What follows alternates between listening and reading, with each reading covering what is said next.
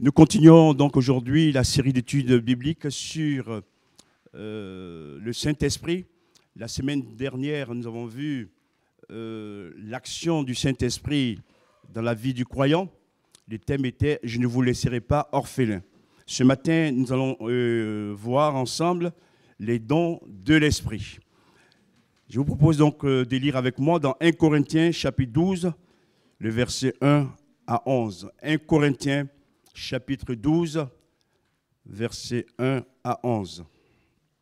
Nous lisons « En ce qui concerne les réalités spirituelles ou les dons spirituels, je ne veux pas, frères et sœurs, que vous soyez dans l'ignorance. Vous savez comment, lorsque vous étiez étrangers au peuple de Dieu, vous vous laissiez irrésistiblement entraîner vers les idoles muettes. C'est pourquoi je vous le déclare, personne, s'il parle par l'Esprit de Dieu, ne dit Jésus est maudit ou anathème.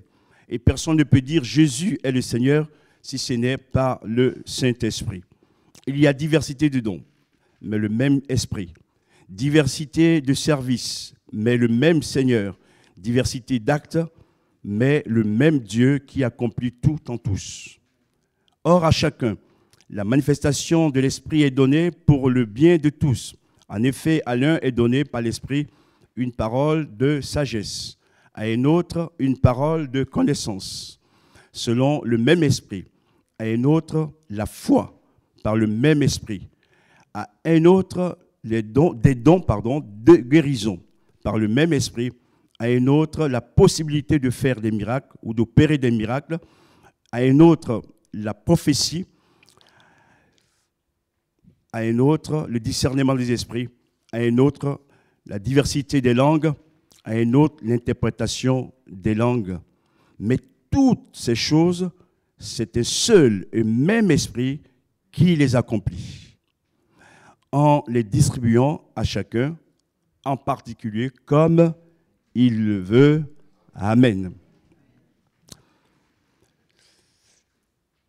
En introduction, nous dirons il y a des vérités bibliques qu'il faut connaître absolument. La Bible dit que, faute de connaissance, mon peuple périt. On a besoin d'être nourri de la parole de Dieu. Merci au Seigneur pour les exhortations, pour l'évangélisation, c'est vrai. Il y a aussi un pan important, c'est l'enseignement de la parole de Dieu. Et le peuple de Dieu doit être enseigné dans ces vérités bibliques et des dons de l'Esprit. L'apôtre Paul nous dira que l'ignorance n'a pas de place ici. Et quand nous sommes convertis, Dieu a mis en nous son esprit. Il va nous aider à grandir dans la lecture de la parole. Mais il est bon que tous ces enseignements fondamentaux, nous ayons une bonne connaissance afin d'avoir une meilleure pratique. Il parle de diversité d'opérations, ou actes, ou œuvres.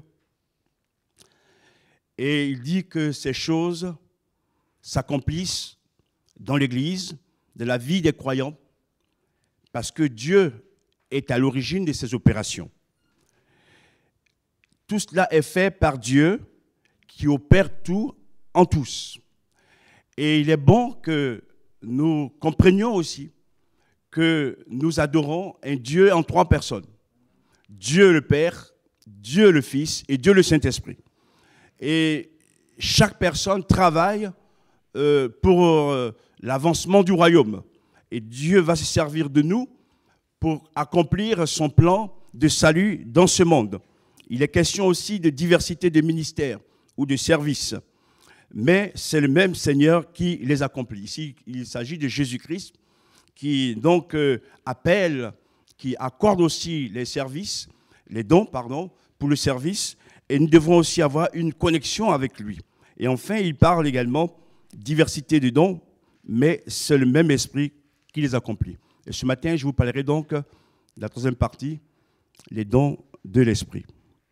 Premier point, les dons de l'esprit. Il va parler d'abord du don de la parole de sagesse. Je voudrais dire que tous ces dons que nous avons énumérés sont à la disposition de tous les croyants. Nés de nouveau. Ce n'est pas seulement pour les dirigeants spirituels, c'est pour tous les chrétiens. Et qu'est-ce que le don de parole de sagesse? Ce n'est pas le don de sagesse, mais c'est le don de la parole de sagesse. Il y a une différence.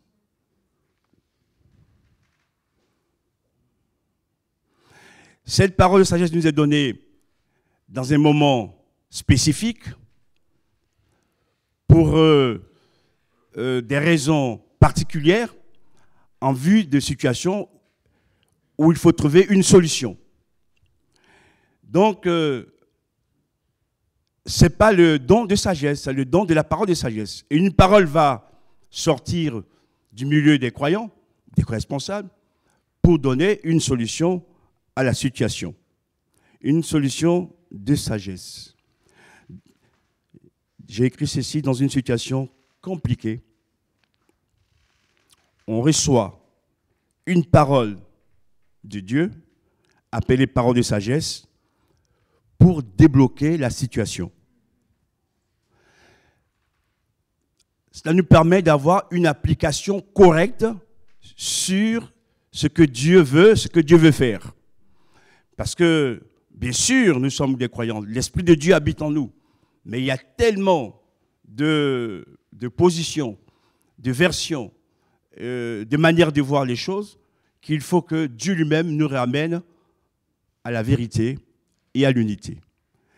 Et je prie le Seigneur que dans ces temps de la fin, de plus en plus de croyants puissent exercer le don de la parole de sagesse. Gloire à Dieu, c'est un don. Donc ça ne s'achète pas. C'est un cadeau que Dieu fait. Alléluia. Et frères et sœurs, si on pouvait comprendre ces choses et les vivre, nos églises seraient richement riches. Riches de l'esprit. Des fois, on se suffit de certains dons et puis c'est bon. Non. Il faut désirer tout ce que Dieu met à notre disposition. Gloire à Dieu. Il va nous parler aussi de la parole de connaissance. Ce n'est pas la parole, plutôt ce n'est pas la connaissance, c'est la parole de connaissance. Même s'il y a une connaissance derrière cela. Par exemple, ne me dites pas que si vous n'avez pas appris l'hébreu, la parole de connaissance vous suffira pour le connaître. Vous pourrez balbutier quelques mots, mais pour connaître l'hébreu, il faut l'apprendre. Ici, c'est une connaissance, une révélation que Dieu nous fait sur certains faits, par des visions aussi, et même des faits cachés aussi, que Dieu nous montre et qu'on va pouvoir le dire. Mais tout cela, ce n'est pas pour détruire, c'est pour édifier, c'est pour le bien de l'Église. Vous savez, nous sommes des humains, nous sommes donc limités, finis, et l'Esprit de Dieu, lorsqu'il nous habite, lorsqu'il nous remplit, nous donne de percer les choses même de l'invisible. Gloire à Dieu. Et on voit déjà même l'avenir quelque part. Et ou des choses qui sont cachées, où Dieu nous donne une parole de connaissance pour aussi aider les personnes à avancer. Seigneur, merci également que dans nos milieux évangéliques, que ces paroles de connaissance puissent aussi s'appliquer, s'exercer. Amen. Et on peut aussi exercer ces paroles, ces dons, au travers aussi de la prédication, de la prophétie, etc. Que Dieu nous aide à comprendre ces choses. La connaissance, une parole de connaissance. Une parole de connaissance. Parfois, on est tellement comment dire, limitée par nos problèmes. On fait toutes sortes de prières également, avec un cœur sincère. Et les choses ne se débloquent pas. Mais il suffit que nous recevions le don de la parole de connaissance et Dieu nous éclaire pour la victoire. Amen. Gloire à Dieu. Troisième don, le don de la foi. Ici, je voudrais dire aussi que il faut faire la différence entre le don de la foi et la foi qui sauve. La foi qui sauve, c'est la foi de base, la foi basique.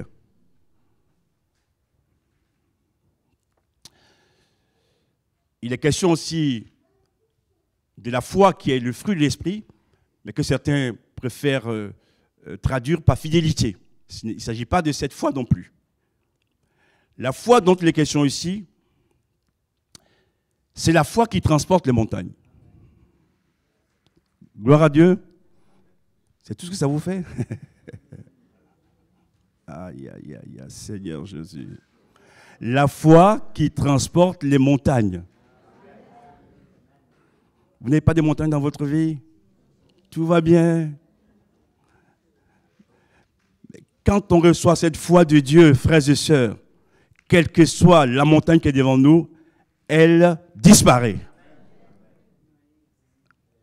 La montagne de la maladie, la montagne de l'épreuve, de la douleur, parce que notre foi est placée en Dieu, elle est grande, elle agit. Et là aussi, c'est une foi que Dieu donne, c'est un don, frères et sœurs. Frères et sœurs, devant certaines maladies également, alors même que tout semble perdu, le don de foi va nous ranimer, nous fortifier pour pouvoir prier pour que cette personne soit guérie. Merci au Seigneur. Alors, merci d'être venu. Merci. Le Saint-Esprit peut utiliser un chant, comme ce matin, pour fortifier notre foi. Le Saint-Esprit peut utiliser aussi une prière, une louange, pour fortifier notre foi. Le Saint-Esprit peut également utiliser la prédication pour aussi fortifier notre foi, guérir notre foi. Alléluia.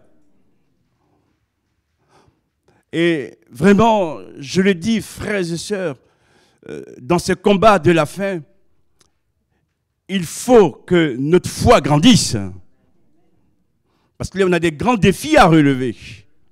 Et l'ennemi, des fois, nous dit, mais c'est perdu, il n'y a plus rien à faire. Et si nous sommes animés par la foi vivante, ce don de foi, nous dirons, toi, tu dis qu'il n'y a plus rien à faire. Notre Dieu dit qu'il y a encore des choses à faire.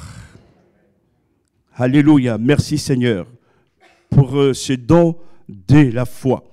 Et cela peut se manifester aussi au travers d'un témoignage. Et que Dieu, ce matin, fortifie ensemble notre foi. Gloire à Dieu. Que Dieu soit loué. Quatrièmement, les dons d'opérer des guérisons. Ici, les deux mots sont au pluriel, les dons, comme les guérisons. C'est-à-dire que Dieu agit au niveau de toutes les maladies. Amen. Il n'est pas limité par une maladie. Dieu peut guérir toutes les maladies. Amen. Oh Seigneur, tu vois les douleurs, tu vois les souffrances, tu vois les maux dans nos corps. Ce matin, nous voulons proclamer que tu es le Dieu qui guérit toute maladie. Et c'est donc Dieu nous l'accorde. Bien sûr qu'au niveau de l'Église, cela doit se faire sous l'autorité des responsables. Mais on peut comprendre le texte biblique, c'est-à-dire que chacun de nous peut recevoir ce don. Amen. Parce que les responsables ne sont pas toujours partout non plus. Et si un frère ou une sœur a un don de guérison, il peut donc l'exercer. Amen. Oh Seigneur Jésus, ce matin, ouvre nos cœurs à recevoir tes dons et ta force. Le don d'opérer des guérisons. Des guérisons. Pour ceux qui l'ont reçu, et peut-être qui l'ont perdu, ou ça s'est affaibli, renouvelle, Seigneur, ces dons dans leur vie. Il y a tellement de misère, tellement de souffrance, tellement de larmes. Imaginez que Dieu se sert de vous pour prier pour quelqu'un malade et qui guérit. Alléluia. C'est une force. Gloire à Dieu. Dieu soit béni. Merci Seigneur. On veut retrouver ces choses au milieu de nous, dans nos vies, Seigneur. Bien sûr, ne méprisons pas la médecine, hein, mais nous savons aussi que la médecine est limitée. Et Dieu, lui, n'est pas limité. Alléluia. Ce matin qu'il visite nos âmes et qu'il guérisse nos corps. Cinquième don, le don d'opérer des miracles. Ici, il s'agit de dons de puissance.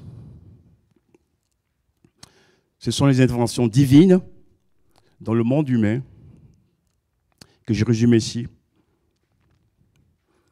Ce qui est naturel devient surnaturel.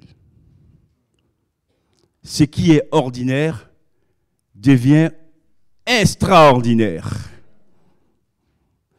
Les éléments de la nature, le vent, l'eau, tout le reste, la mer, le temps, nous pouvons recevoir ce don d'opérer des miracles et accomplir ces choses. Gloire à Dieu. On peut dire au vent, calme-toi, et il se calme.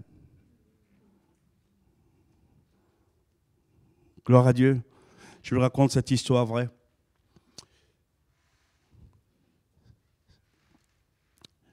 C'était un missionnaire que Dieu a envoyé dans un pays pour évangéliser.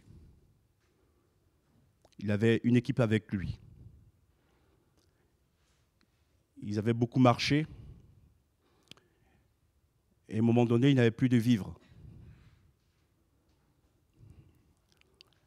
Et ils avaient faim. Et ils avaient faim. Et à un moment donné, ils entendent des chants célestes. Et ils vont suivre la direction de ces chants et arriver dans une clairière. Et quand ils arrivent, la table était mise. Il y avait de la nourriture. Il y avait de quoi manger. Waouh! Ils ont mangé, ils ont pris des forces, ils ont continué le travail. Il n'y a que Dieu qui peut faire ça. C'était un miracle. Seigneur, nous croyons au miracle. Viens nous aider à grandir dans la foi, dans l'espérance. Des fois, on est encombré par notre nature, par les choses de la vie. Mais Dieu est plus grand que tout cela. Oh Seigneur, nous confessons le miracle de Dieu pour ce monde, pour l'Église, pour nos familles, alléluia, pour nos enfants. Dieu fait et fera le miracle.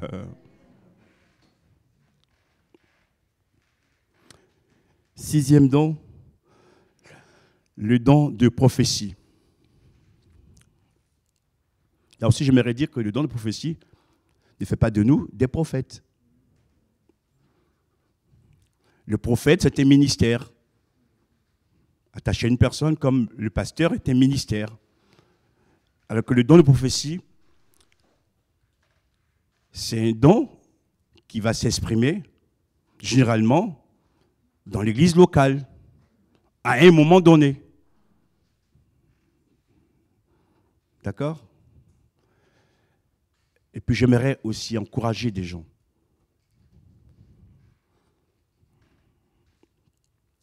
Même ayant reçu le don de prophétie, parce que parfois notre nature prend trop de place, on peut dire des choses qui ne sont pas de Dieu. Nos émotions. J'aimerais vous encourager, ce n'est pas grave. Le tout, c'est de reconnaître son erreur et de continuer, parce que c'est en exerçant ce don que Dieu nous façonne. Amen. Que Dieu nous forge, que nous sommes exercés à pouvoir discerner ce qui vient de Dieu et ne vient pas de Dieu. Voilà, donc ne soyez pas du tout bloqués par cela. Confessez votre erreur et reprenez votre place dans l'exercice des dons de la prophétie. Amen. C'est un don qui est aussi important. Imaginez que quelqu'un vienne au milieu de nous pour la première fois, alors que personne ne la connaît, et puis qu'il y a un don spirituel qui parle de toute sa vie. Waouh!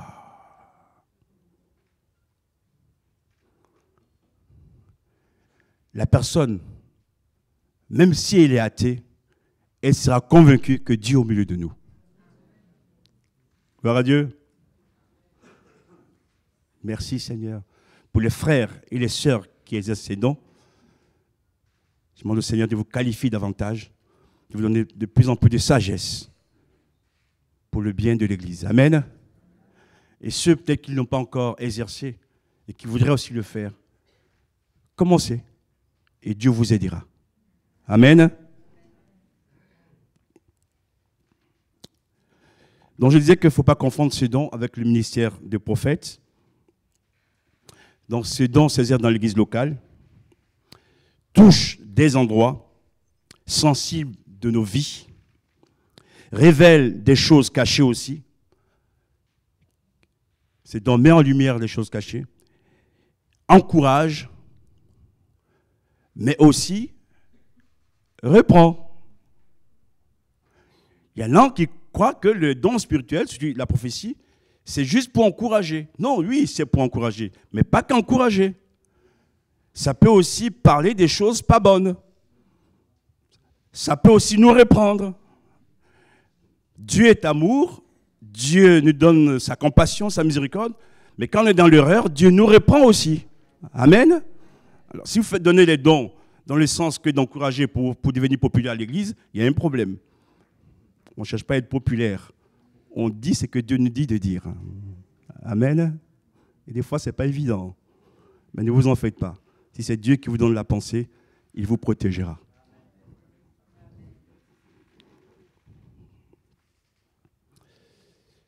Septième don, le don de discernement des esprits. Des esprits. Nous avons reçu, Romain et moi, hier matin, un jeune qui avait contacté Romain par Instagram, que je n'ai pas moi. Romain a Instagram. Vous voyez que ça peut servir. Les jeunes ne font pas que du mauvais. Il y en a de bonnes choses aussi, il faut le reconnaître. Donc, par l'intermédiaire de Romain, il a demandé à nous rencontrer. Nous l'avons vu hier.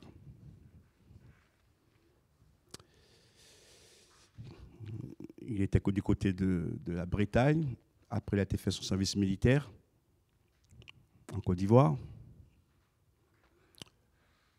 Ici déjà, il a fait de l'exorcisme. En Afrique également. Et il a entendu une voix qui lui a dit « Deviens prêtre ». Il lui a dit « Non, je ne vais pas devenir prêtre parce que moi, je veux me marier ». Au moins, il est honnête. Mais depuis 3 ans, l'esprit le malmène. Il n'a pas la paix. Il n'a pas la paix. Et pendant l'entretien, l'esprit me donnait cette parole pour lui. Ce n'est pas parce qu'il a refusé d'être prêtre qu'il souffre, parce que lui croyait que ce n'était pas parce qu'il refusait d'être prêtre qu'il souffre. J'ai dit non. De la part de Dieu, c'est parce que tu as ouvert des portes à l'ennemi, au diable. C'est tout. Donc il a besoin d'être délivré. par cette parole de discernement des esprits, il a été ressuscité à la bonne place. Il n'y a que Dieu qui peut faire ça. Et nous l'avons encouragé à lire la Bible et à venir aux réunions. Et oui. Parce que quand les démons sont chassés, la maison nettoyée. Mais si tu ne la remplis pas d'autres choses, ils vont revenir. Hein? Voilà. Et les réunions, ce n'est pas un luxe. Hein? C'est une nécessité, frères et sœurs. Dieu nous recharge. Dieu nous remplit. Dieu nous parle. Dieu nous aide. Parce que quand on s'isole, tôt ou tard, l'autre va nous tomber dessus. Seigneur, je ferme la parenthèse. Et ce don n'est pas que pour les pasteurs, les enseignants, les évangélistes. Ce don est aussi pour tous. Et pour vous aider à mieux comprendre, je vous donne les 3 esprits qui jouent dans ce texte. On a l'esprit de Dieu d'abord. On a l'esprit de l'homme. Et on a l'esprit du diable. Et ses démons. Et il faut discerner qui est derrière, qui parle. Parce que même le diable se déguise en ange de lumière.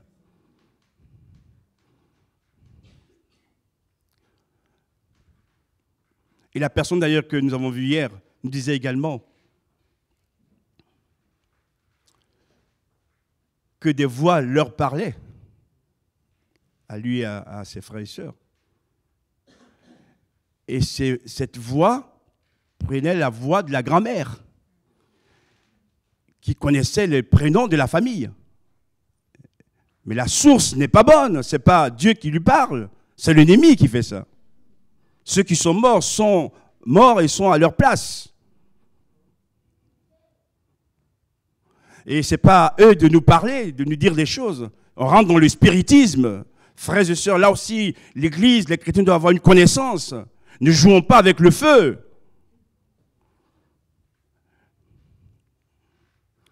Parce que quand on ouvre des portes et que ces choses rentrent en nous, non seulement on se met soi-même en danger, mais on met toute la famille en danger aussi. Seigneur, ce matin, pardonne nos erreurs, nos fautes.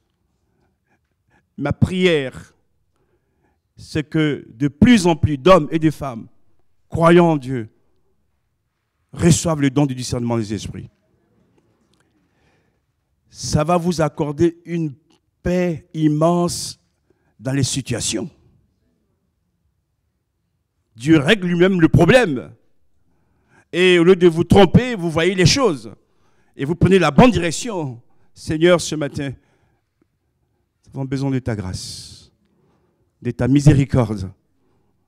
Merci de nous avoir accordé ce don de discernement. Mais je prie aussi que toute l'Église reçoive le don de discernement des esprits. Il n'y a pas de concurrence, il n'y a pas de compétition. Ça ne peut que nous garder pour avancer. Que Dieu soit béni. 8e don, le don des langues ou parler en langue. Ce sont des langues célestes que nous recevons de la part de Dieu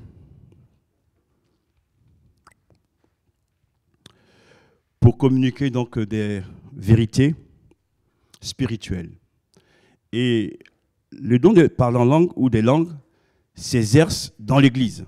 Dans l'Église.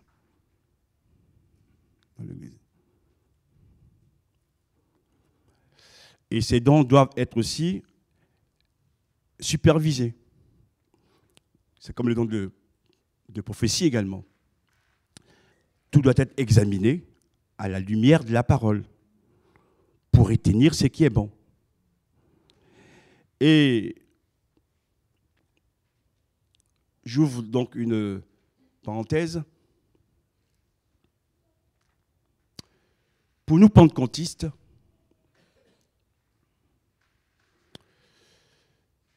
tout commence par le baptême du Saint-Esprit. Quand je dis tout, c'est par rapport aux dons spirituels. J'ai déjà enseigné là-dessus. Ne confondons pas l'habitation de l'Esprit, quand on est né de nouveau, et le baptême du Saint-Esprit. Tous ceux qui sont nés de nouveau sont habités par le Saint-Esprit. Nul ne peut dire que Jésus est Seigneur si ce n'est par le Saint-Esprit. Voilà. Et pour nous, le signe initial du baptême de l'Esprit, c'est le parler en langue. Mais ce parler en langue est différent de ce dont je parle ici, qui est un don qui est manifesté pendant le rassemblement de l'Église. D'accord? Et qu'il faut interpréter.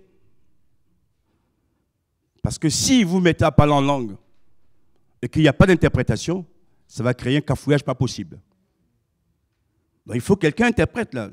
Et Paul dirait d'ailleurs que ceux qui parlent en langue, qu'ils prient pour pouvoir avoir l'interprétation. Parce que des fois, certaines personnes aiment parler en langue. Je ne suis pas en train de juger. Ça peut venir de Dieu.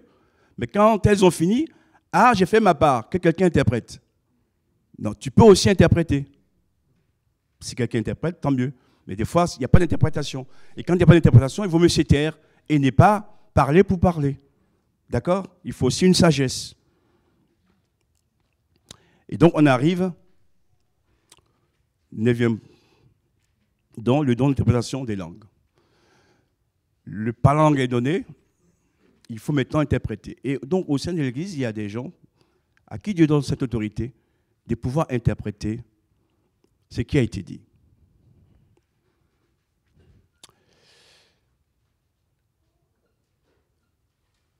Le plus important, ce n'est pas de dire ce qu'on a envie de dire, mais c'est de délivrer le message qu'on a reçu du Saint-Esprit. D'accord? Parce que parfois, dans certaines de nos églises, vous avez des gens qui ont des différends et qui vont utiliser les dons spirituels pour régler leurs problèmes. Alors, les missiles sifflent, hein, ça siffle partout là. C'est pas ça. Non. Quand on donne le don, c'est selon Dieu. Le frère ou la sœur, tu as quelque chose à lui dire, tu lui dis en aparté. Voilà. OK? Et pour qu'on puisse avancer ensemble. Seigneur, mon Dieu, là aussi je te prie. Je te bénis d'ailleurs pour l'église où nous sommes, où les dons sont exercés.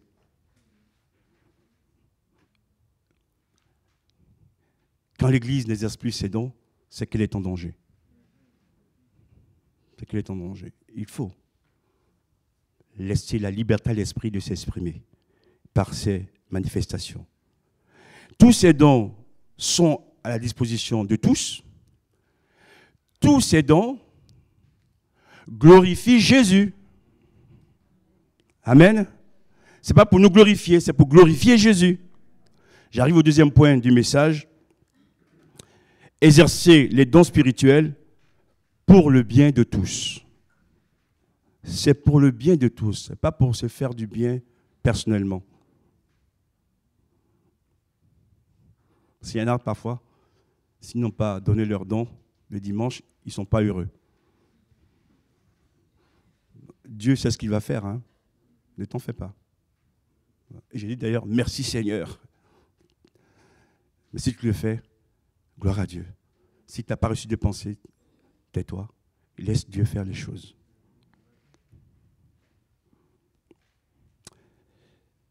Premièrement, la manifestation de l'Esprit est donnée pour le bien de tous. Ça, il faut le souligner même en rouge. Ce n'est pas pour le bien de quelques-uns, pour le bien d'un clan, mais c'est pour le bien de tous. Être animé par l'amour, pour le bien de tous. Qu'est-ce que ça veut dire? Que quand on est dans une église, qu'est-ce qu'on veut? que l'Église avance.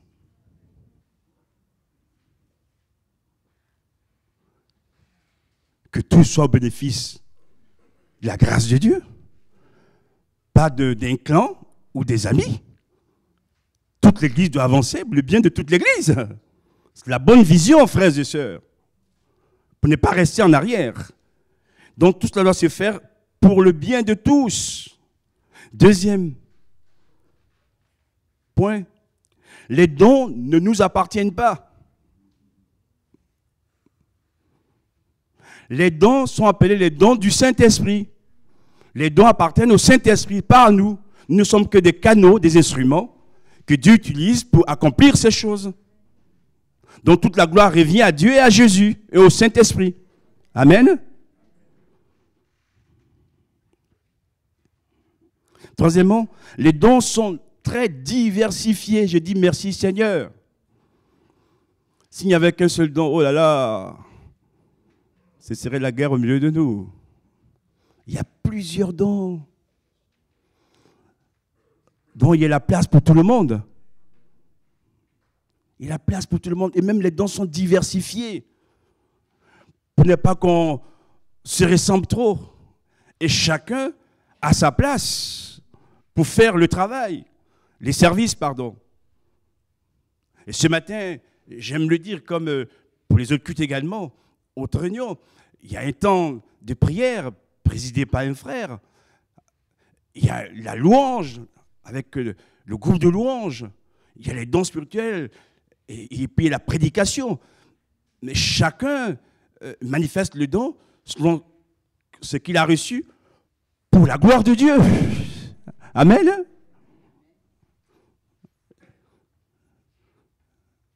Même si ça ne me plaît pas, si c'est ce que Dieu veut, je me soumets. Et je verrai la gloire. Merci Seigneur.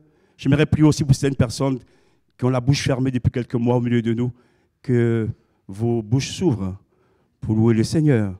Parce que c'est lui que vous adorez. C'est lui que vous servez. Et c'est pour lui que vous êtes là avant toute chose. Que le nom de Christ soit béni. Quatrièmement, toutes ces choses ou pratiques, c'est un seul et même esprit qui les accomplit. Il n'y a pas deux esprits. C'est pourquoi il ne peut pas y avoir de division. Si on a le même esprit, on ne peut être que dans l'unité. Le même esprit travaille pour la gloire de Dieu, pour l'avancement du royaume de Dieu. Et on doit comprendre ces choses. Donc l'esprit nous donne des dons différents, mais on est complémentaires. On n'est pas opposés, on est complémentaires pour que Dieu agisse puissamment. Et ce matin aussi, si vous pouvez attendre cette prédication, parce qu'il y a des gens qui travaillent aussi à la technique, la sono, les paroles, etc. Et pour ceux qui ne sont pas là ce matin, qui peuvent suivre dans la série d'études bibliques sur le Saint-Esprit, pour le voir sur notre site internet, parce qu'il y a aussi des gens qui filment, des gens qui le mettent sur le site. Voilà, donc on est complémentaires, c'est ça qui fait la beauté de l'Église. Amen. Et enfin, cinquièmement, l'Esprit reste toujours souverain. Souverain. Même les cultes, regardez nos cultes. Ils ne se ressemblent pas. Des fois, Dieu met l'accent sur telle chose ou sur telle autre. C'est lui le maître. C'est lui le maître. Et des fois, il y a eu des cultes, il n'y a pas eu de prédication.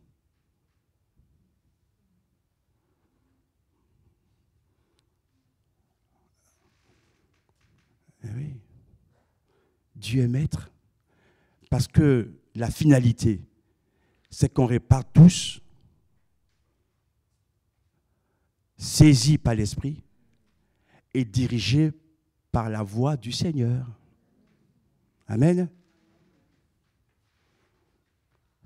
C'est comme l'ordre du culte. C'est nous qui l'avons installé comme ça, de manière pratique. Ça peut se faire différemment. Il y a des fois, des gens sont venus dans les assemblées. Avant même le chant, il y avait une telle présence de l'Esprit que tous tombaient par terre et demandaient pardon à Dieu pour leurs péchés. Et tout le culte a été une réunion de repentance. Laissons Dieu agir. Et quand il le fait, ça se passe très bien. Alléluia. Et alors on peut voir les miracles, les guérisons, l'action de Dieu. Seigneur, merci de nous aider à comprendre ces choses. Donc ce n'est pas nous qui sommes souverains sur les dons, c'est Dieu qui est souverain sur les dons. Qui les accorde, qui établit et qui fait ce qu'il veut avec qui il veut. Comme il veut et quand il veut. C'est l'Esprit, je termine cette partie, qui distribue les dons. Aïe, aïe, aïe, aïe, aïe, aïe. Seigneur, pourquoi elle a tel don et moi je ne l'ai pas?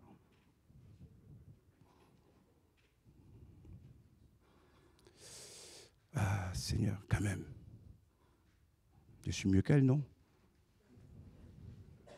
C'est pas comme ça que ça se passe. Hein? Ça, c'est ton mieux à toi. Dieu, il sait ce qu'il fait. Il fait ce qu'il fait. Dieu ne te donne pas les dons au hasard. Hein?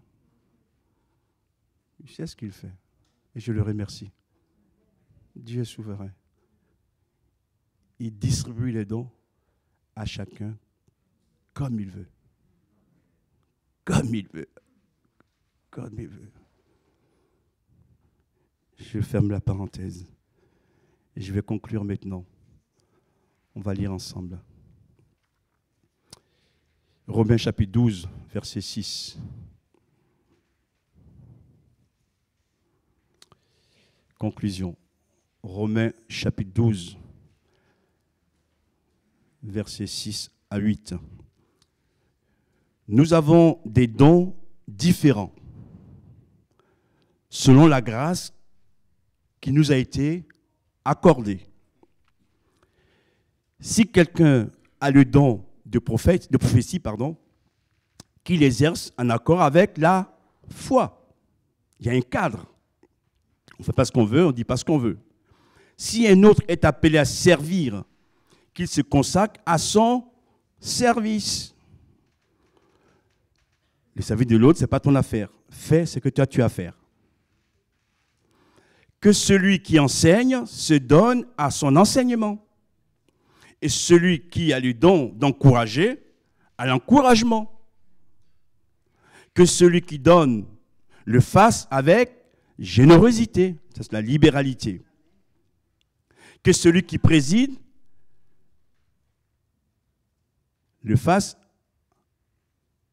avec mollesse. Avec zèle. Et que celui qui exerce la bienveillance le fasse avec joie. Que Dieu soit béni. Merci pour ta parole, pour ton enseignement.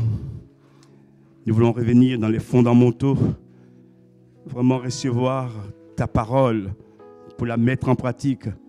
Merci, merci parce que tu nous as tout donné au travers de dons pour que nous soyons vainqueurs avec toi contre l'ennemi. Ce matin, je te prie de visiter ton Église, visiter nos cœurs, Seigneur, même de baptiser du Saint-Esprit, pour que nous recevions ces dons de ta part au nom de Jésus.